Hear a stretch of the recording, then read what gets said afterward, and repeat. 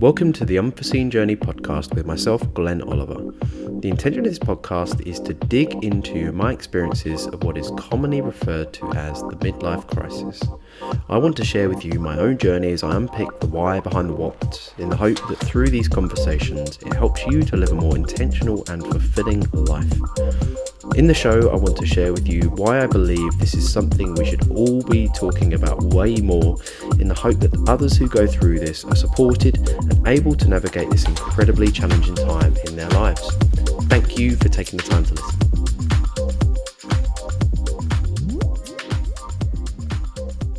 Hey everyone, hope you're doing okay. So welcome to the Unforeseen Journey podcast with myself, Glenn Oliver. Episode 5 this week, and we're going to get into talking about one of the big reasons that I believe that I went through this kind of transitional period, or this kind of midlife crisis, if we're going to call it that, in the last few years. But first of all, I wanted to say thank you to everyone who's reached out to me since I recorded the last episode. It was really humbling and really nice to know that me putting myself out there and kind of talking about this thing, which obviously is quite awkward and uncomfortable, has helped a few of you. And I guess it's just confirmed to me that this is the direction I need to go in with this if I want to create an impact and achieve what I want in this life. And that is, genuinely to help people live a more authentic and fulfilling life. And I think sharing my own journey and my own thoughts on it is hopefully not too convoluted. And I hope that through continuing this, you find some value in it. I think as I'm starting to recognize how much of this podcast is going to form a part of my future, I really want to grow it and expand it and bring people in to have conversations who I think can add to this narrative and this point and this topic. And I guess because of the feedback I've received, it's clear to me that this is a conversation that is worthy of having, and many people go through it. And when I say many people, I think it's worth also noting that it's not just men. I've had more than 50% of the people who've reached out to me in the last week to say thank you have been women. So it's really front of mind for me now that as I move into this, the language I use won't be male centric. It's for all of us, because quite clearly and obviously it's not just men who have the exclusive right to reach some midpoint in life and start to question where they are and what they're doing and what's next for them. So my apologies if the language has been geared that way, but it's not going to be that way moving forward. So hopefully it feels way more inclusive now. And what's become also clear to me is part of this journey I'm on, I guess, at the moment is obviously my background is that of a fitness coach over the last 10 years. And that's kind of what I've lent into as I've got out of owning a gym, and it's still something I love doing, don't get me wrong. But as I'm moving into recognizing what I want to achieve for the latter half of my life, what I want my legacy to be, if you can call it that without sounding too cliched, it is to have an impact on people, to help them live a more fulfilling life. So I'm recognizing now that coaching for me in some way will always form a part of that, and undoubtedly it will evolve from just fitness, nutrition, lifestyle coaching into something a bit more. But this serves to honor that mission as well. So rather than this just being an opportunity for me to try and sell you into coaching, I want this to be independent of that. And if conversations arise around coaching as a result of this, that's great. But if you just listen to this, take something from it and move forward into life and are able to consider things a bit differently, then I will have won. So yeah, thank you taking the time to listen. If you find some value in this show, please make sure you subscribe to the channel. And equally, it's early days for me, so if there's anyone who would appreciate or value the things that I'm talking about, please share this with them, so I can reach more people through these conversations. So yeah, again, talking about today, let's get into it. And first off, the naming of the midlife crisis. And I think over this week, I've really tried to think, what does this mean? What does the naming of it mean? And how can we change that to something that is a bit more empowering and not not full of kind of this implication of kind of negative language and failure almost if you go through this. So I guess for me is I'm starting to go through this transition in life, and having gone through this midlife crisis, if we're going to call it that, it feels more like an awakening than anything else. Um, I guess essentially there are things that change, and there is stress that comes from change, but I in no way feel that having gone through this is ruining or taking away from my life. I do believe wholeheartedly that it is enabling me to live a more um, intentional and fulfilling life. So language is really important. So we're going to just stick with calling it a midlife crisis, but I just want you to know now, I don't believe it's a negative thing.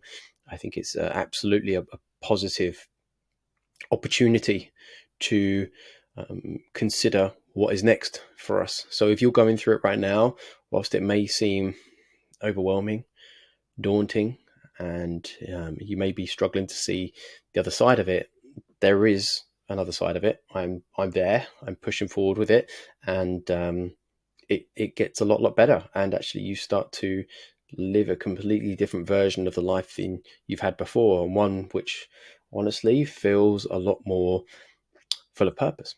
So yeah, cool. So today, I wanted to start to dig into one of the reasons I believe that I experienced this moment, this crisis, this shedding of the past and questioning and everything like that.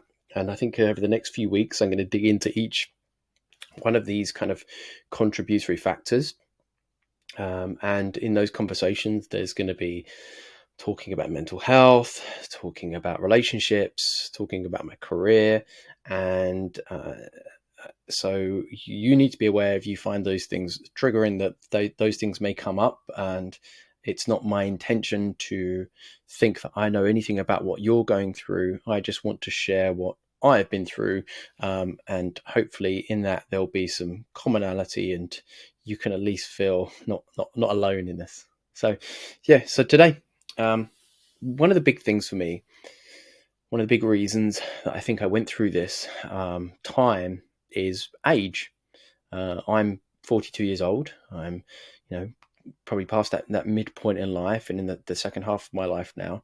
And I believe that one of the big contributory factors for me was reaching this kind of midpoint in life. I think it was probably around the age of 40 that this process started to happen for me. And there are a number of factors that I want to talk about why that happened today. But my intention with this is to discuss the only known future or outcome that we all are going to experience in our lives, and that is death. And if you find this awkward to listen to, I appreciate that, but I would urge you to listen even more, because the fact that you're finding it awkward to listen to probably is a clue that this is something you may find some value in. Hopefully, if you can get to the end of it, and I kind of run through the notes that I prepared, and it all makes sense. So stick with it. It's not a cheery subject, but I think there is positivity in the things we're going to talk about today, because it's going to help you lead a more examined life.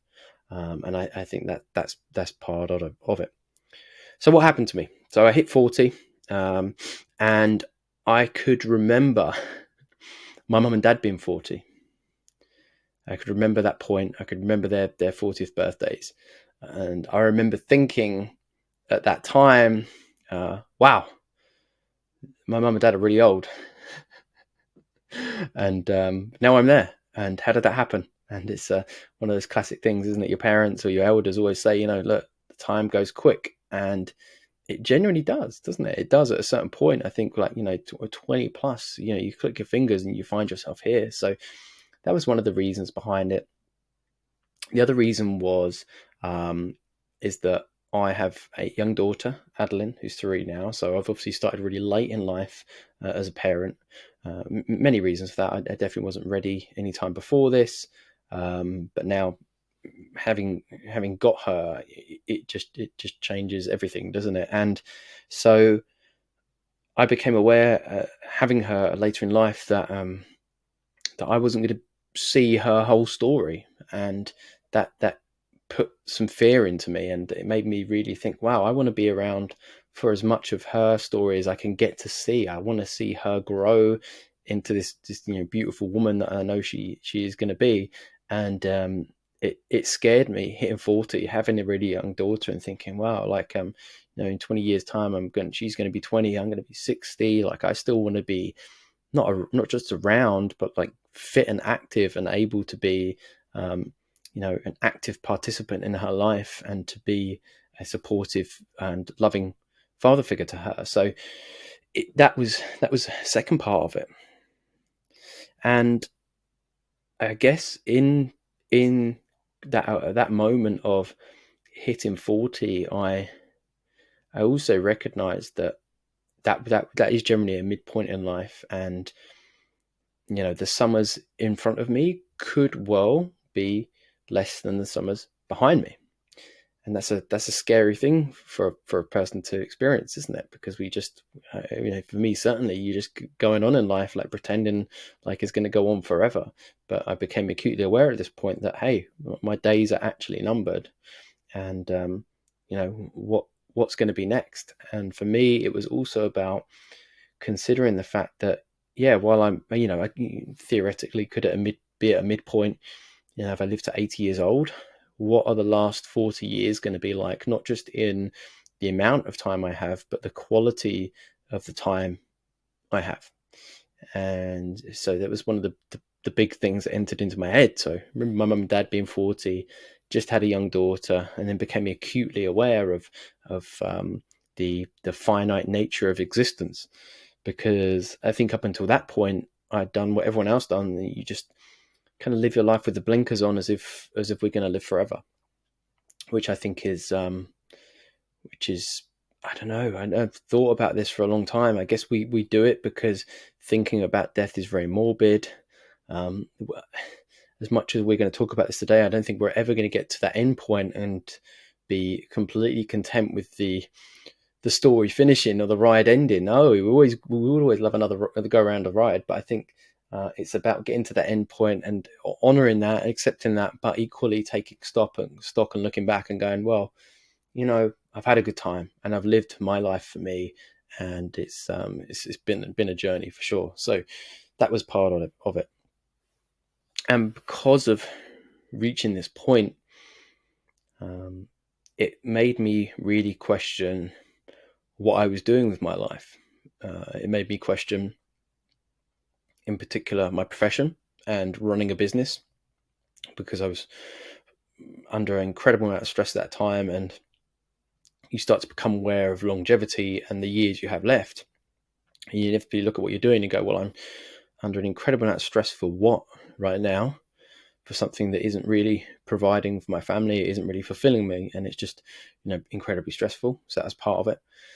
Also made me question my relationship, which I will dig into this and the career kind of side of it in another episode. But I was aware that I wasn't in a relationship that was really authentic to who I was, and I didn't think we were the right people for each other. But equally, we'd brought our daughter into the world, and she was an amazing mum, but I just didn't think we were the right people for each other. And that was by and large because of my own shortcomings as a man at the start of the relationship, and not being authentic to her about who I was and what I was like. And so this all kind of compiled into this big thing, which I think caused a lot of the other kind of decisions and steps to kind of transpire as they did after that. And I remember hearing around this time a podcast, Joe Rogan podcast, which I don't listen to. I mean, you can't listen to it all; they're so long, aren't they? But I remember hearing one with a guy called Naval Ravikant on, and I would really encourage you to to search him out. I think he's one of the first investors in Twitter. Really incredible guy. And he said on this podcast, and it's something that's stuck with me, and it's stuck with me so much so it's just like burned into my brain, is that a man has two lives, and the second one starts when he realizes he only has one. I think this wasn't his quote. It was, I found out, Confucius, who was a Chinese philosopher, and this is from hundreds and hundreds of years ago. This quote was from, and that was genuinely where I was at. I was acutely aware at that moment, as I hit my 40th kind of year, that I only had one life, and the days were numbered on that life, and it was up to me and no one else to figure out what mattered to me. And so it was a big jumping off point, I guess, when I had that noticing, I had that realization. It forced me to question everything. It really did.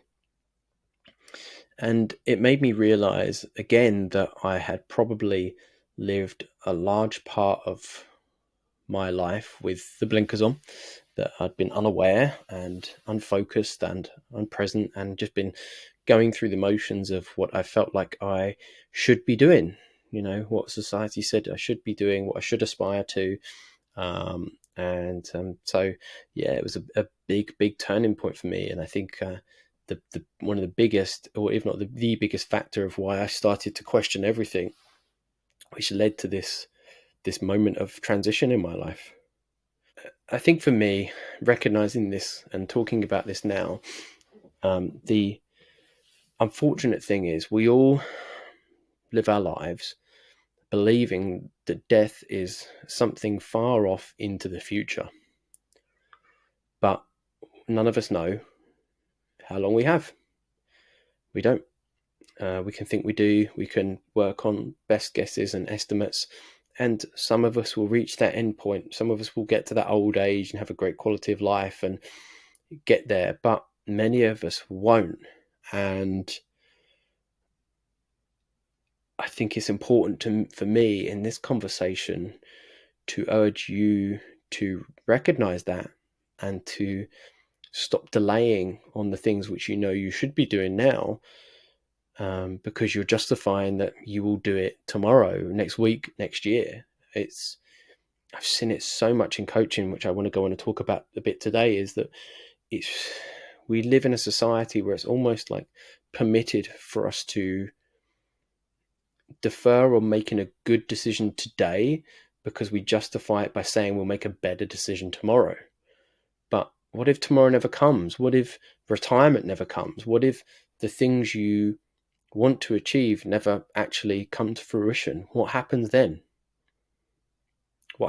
Surely the most important thing is now, and living in this moment and being fully aware and present about what you are doing now. So why does this matter to me? Why does having this conversation matter to me? Well, it matters to me because I think at my core, and this again, I've thought about this a lot over this week, is that I have a deep pull within me to help people live a life that they are conscious of, aware of, and they are fulfilled in. That doesn't mean there won't be stress. Life will always be stressful. It doesn't mean there won't be problems. Life will always throw problems at us. But I kind of have this, the best way I can describe it is I just want to kind of shake people and go, look, just open your eyes. Like, I want you to have a good experience here. I want you to enjoy this. I want you to be conscious of what you're doing. And so that's why this is really, really important to me, is to have this conversation. Part of this, I think, stems back to, if you listen to the first episode, that moment in Ibiza when I kind of had this awakening, if you'd call it, this moment of recognizing that the outer world achievements which I'd been aspiring to up until that point were really hollow and empty. And I was immediately connected in that moment to this inner feeling of love and connection and fulfillment. And also, in a weird way, became conscious of the fact that we are part of a single player experience in life, but we're also so interconnected, and we live our lives deferring taking responsibility for the state of the world because we believe that what matters most is our own experience of it. But how can we truly impact the world if we don't try and help everyone and we just focus on ourselves? But it's kind of, the society within which we live, we're taught to be kind of selfish, I guess. And so it matters so much to me in saying, look, the best thing you can do is help others and contribute, and to make sure we're all having a good time. This isn't just about you having a good time. And so that was a big thing for me, and that's really why this matters. Secondly, through coaching a lot of people over the last 10 years, I've coached a lot of people who externally have all the things you would want to achieve that you would consider would give you success and therefore happiness. Great jobs, great homes, got relationships, etc., etc. They're ticking all the boxes, all the stuff and the things. But generally, and I would say this is like more common than not, many of these people are deeply unhappy inside. They're unhappy because they feel trapped doing a job that is affording them the lifestyle they've built, but they hate what they do every day. They hate their jobs in particular. That's the common thing I see. They hate their jobs. They hate doing it. They're deeply miserable and unhappy, and they've told themselves the story that that's the way this should be. That's the way it should be. And it's hard for me, being honest, sharing this with you, stepping out into the world now and just drawing a line in the sand and telling you, no, it shouldn't be that way. That is simply the story you've told yourself to justify why you're not pursuing actually what you want to do in this lifetime. And I get we have responsibilities. If you've got a family and things like that, 100% have got responsibilities. But I believe there is always a way to pursue actually really what you want to do inside in this lifetime. And if you are making the excuse to yourself that this just is the way it should be, well, I'm sorry, but that's bullshit. So I know that's going to ruffle some feathers, and you're going to say, well, you're just sitting on your soapbox saying that. And maybe I am, maybe I'm wrong, but ultimately, I don't believe I am wrong. So that's why I'm saying it. And if you don't agree with me, then fine, then go on and crack on and hate your job and live your life. And then let's see how you feel at the end of it all. And that's what I want to talk about today. Similar to this was my time in the police, and still now I know many people in that job who are giving everything to get to their retirement. And I've known many people who have made it there, just about. They get to retirement, and then 1 to 3 to 5 years later, they're dead.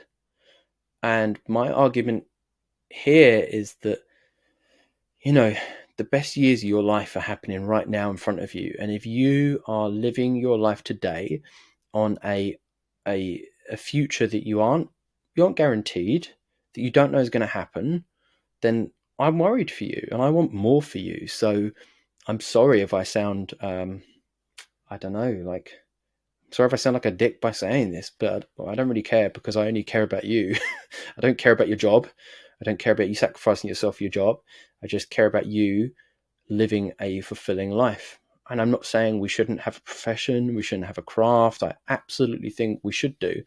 But I do believe that we all should work towards finding something we do that lifts us up and doesn't bring us down.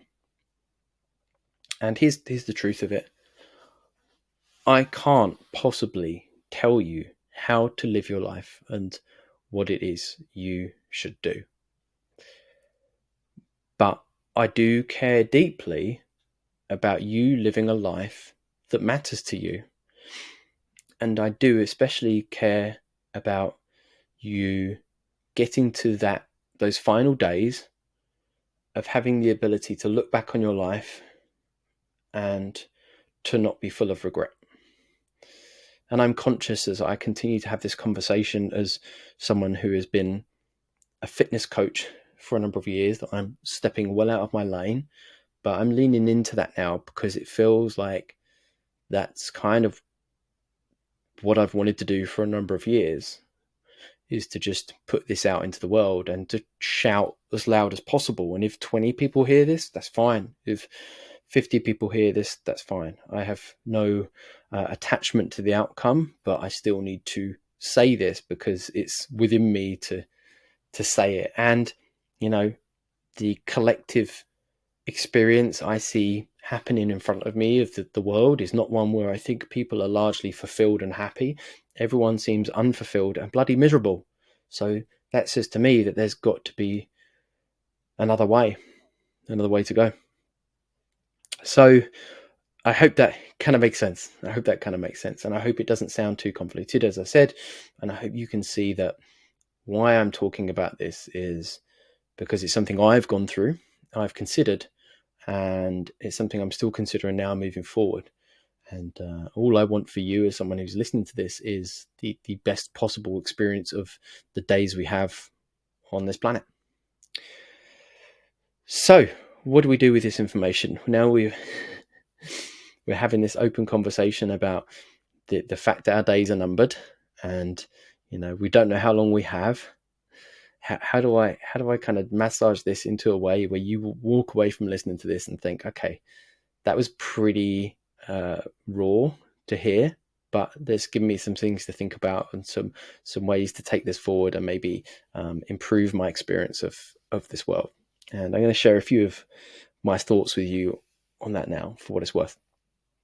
Firstly, I'm going to talk about something that was in a book that I would say is a book I've only read recently, but it's going to be in probably my top 3 books of my lifetime, just simply because of how it's made me start to question things I consume, what I'm doing day to day, and the simplicity and beauty of it. It's a book called The Tools, and it's written by a guy called Phil Stutz. I can't remember the name of the other author, but this guy, Phil Stutz, is a psychotherapist, and there's actually a Netflix documentary on him, I think called Stutz, which I would encourage you to watch, because this guy is just a bloody legend.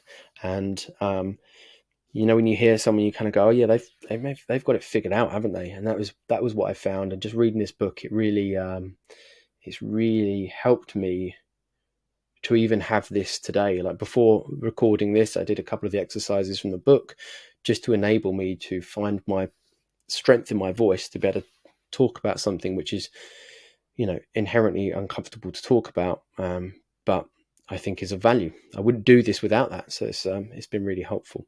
So one of the tools it kind of describes, which I'll just kind of summarize it here, but again, I'd encourage you to go and check it out, is this kind of, when you're kind of any point in life where you're kind of struggling with what you're doing and things like that, like consider, visualize the deathbed version of you. So in 20, 30, 40 years from now, imagine you know, in your final couple of days, sitting on your deathbed, and you kind of, you know, at that point, you're going to know, right? You're going to know about the experiences you've had. You're going to know what matters to you as a person, and you're going to be able to look at your life at any point and kind of go, no, don't do that. That's not what you should be doing right now. Do this instead. And so it's really helped me in relation to using my time more effectively, considering what I want to do, to consider, hey, what would the deathbed version of me say to me right now as I do this? Would they say, yeah, that's cool, crack on with that, that's what you should be doing, well done, good job? Or would they say, no, stop that, that's an absolute waste of your time, don't do it? And yeah, truly, we're never going to get to a point where we're never going to live a life of no regret. You know, I definitely have, but I think it's moving towards a life where you are more intentional and you're more aware of what you're doing. And I think this exercise really helps you with that, you know, that deathbed you looking at what you're doing right now, because I think it's really easy to slip into automated and unconscious behaviors. But hopefully this exercise should help you to take you out of that. And I think this is also a good thing to do if you're afraid of making bold decisions which you know in your heart are the right decision, but you're not doing it for whatever reason. I think this is a good exercise. And secondly, this is similar to kind of a lot of Stoic philosophy, which I'm really, really into in the last few years. A book called the Daily Stoic. I've read probably 3 years on the trot now, which is just like a short paragraph of Stoic philosophy.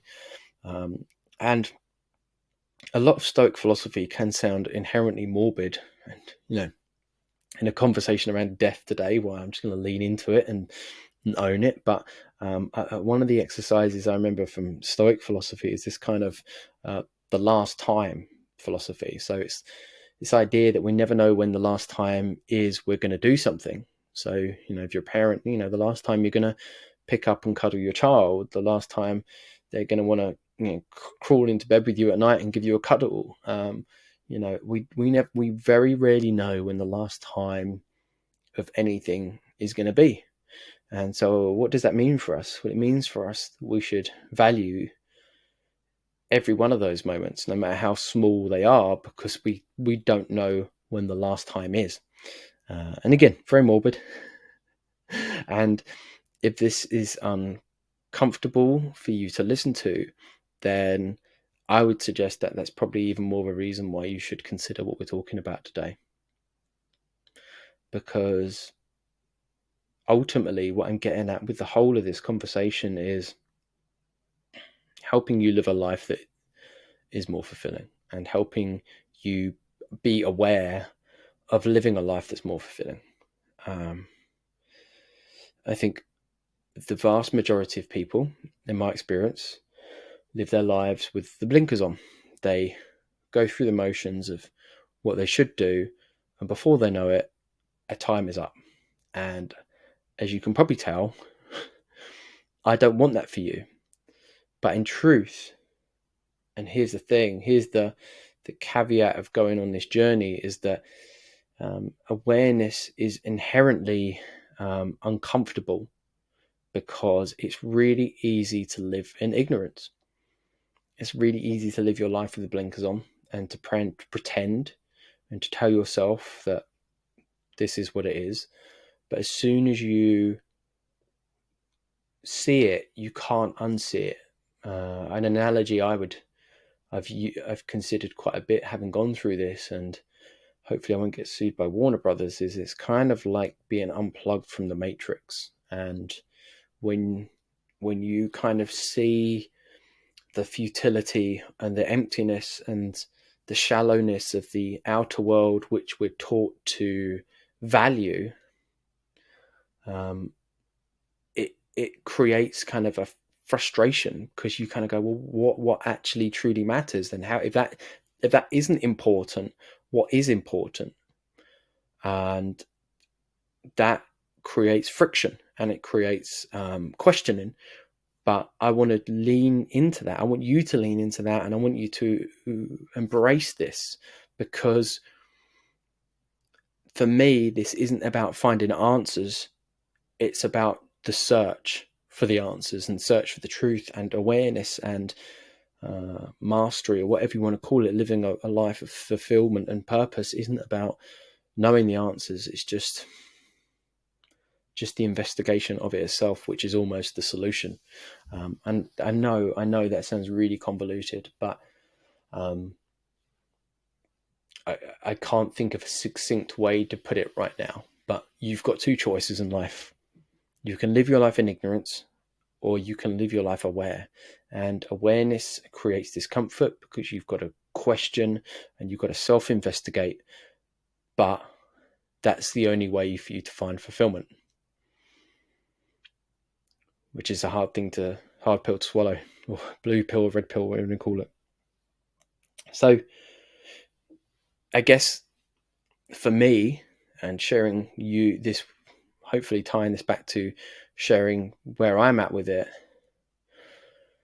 it's getting to an end point, wherever that is, if it's 5 years, 10 years, or 15 years, where I can look back on my life, and for whatever part of it, I feel like I've lived a more considered and authentic life that is fulfilling to what I believe, to the experiences I want to have.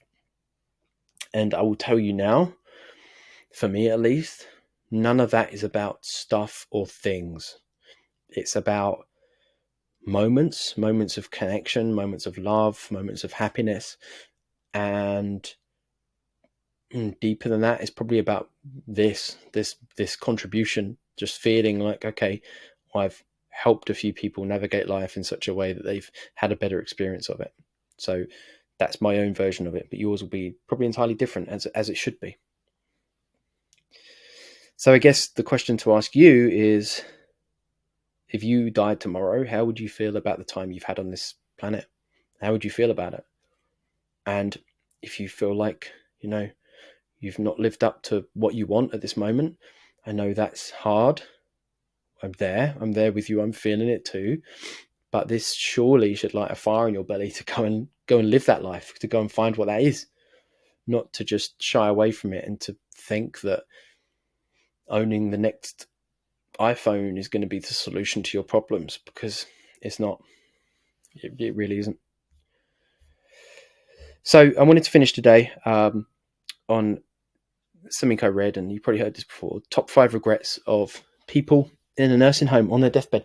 And I researched this a little bit, and this all rings true to the things we're going to talk about and we talked about today. And so I guess harping on about this, beating a drum and going around in circles on a point, I think is valid in this case, because it's a message that needs to be kind of reinforced.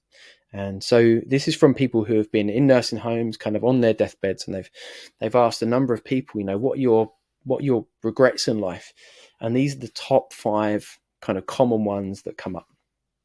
And number 1, this is the most common one, and this is so intertwined to what I've said and my experience of it, is not having the courage to live a life true to yourself and not realizing that you do have a choice. That's the top one. It's the top regret of people on their deathbeds. Just sit with that.